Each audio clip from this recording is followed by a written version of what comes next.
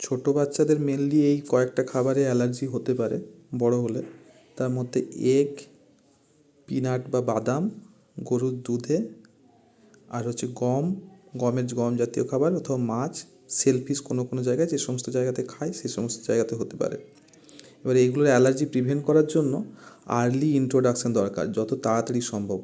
6 months পরেই, 6 months age হয়ে গেলেই তখনই এগুলো ইন্ট্রোডাকশান করা উচিত। বেশি দেরি না করে যত আর্লি ইন্ট্রোডাকশান হবে, যত তাড়াতাড়ি ইন্ট্রোডাকশান হবে, তত ভালো ওর অ্যালার্জি প্রিভেন্ট করা যাবে।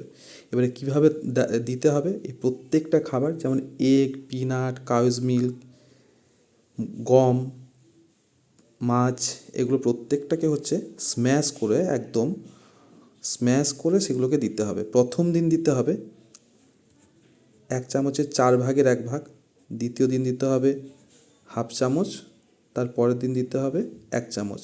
এভাবে 1 চামচ করে তারপর দিতে হবে সপ্তাহে 2 থেকে 3 দিন, এরকম কয়েক সপ্তাহ দিতে হবে। এর মধ্যে যদি কোনো রকম অ্যালার্জিক রিয়াকশান হয়, যেরকম হচ্ছে কী হতে পারে, ফিভার, জ্বর হতে পারে, র্যাশ হতে পারে,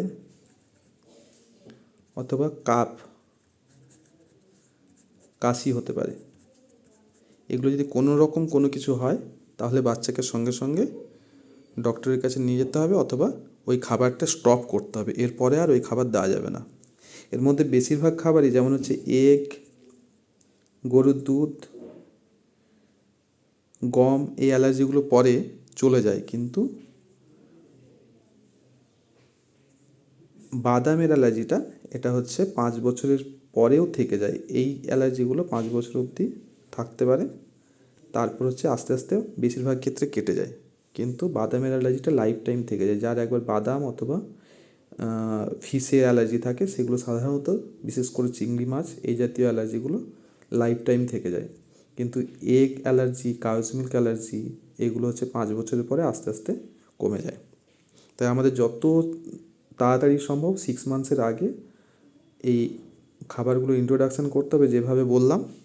প্রথম দিন হচ্ছে 1 চামচের 4 ভাগের 1 ভাগ, তারপরের দিন হচ্ছে দিতে হবে ওই একই খাবার 1 চামচের 2 ভাগের 1 ভাগ, মানে 1/2 চামচ। তারপরের দিন 1 চামচ, এরকম করে দিতে হবে। তারপর 1 চামচ যেদিন হয়ে গেল, তারপর সপ্তাহে 2 থেকে 3 দিন দিতে হবে। যেদিন ধরুন গমের খাবারটা দিলেন, সেদিন হচ্ছে বাদাম দেওয়া যাবে না, নাহলে বুঝতে অসুবিধা হবে যে কোন খাবারের জন্য অ্যালার্জিটা হলো। কীভাবে দেবেন, এগটাকে সেদ্ধ করে সেটাকে স্ম্যাশ করে দেবেন।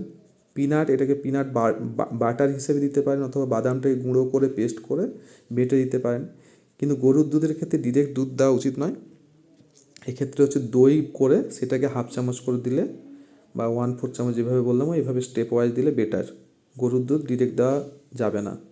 গমের ক্ষেত্রে একটা রুটি বানিয়ে সেই রুটিটাকে জলে অথবা হচ্ছে দুধে ডুবিয়ে তারপর হচ্ছে আপনাকে ইন্ট্রোডাকশান করতে হবে। জলে ডুবালেই বেটার।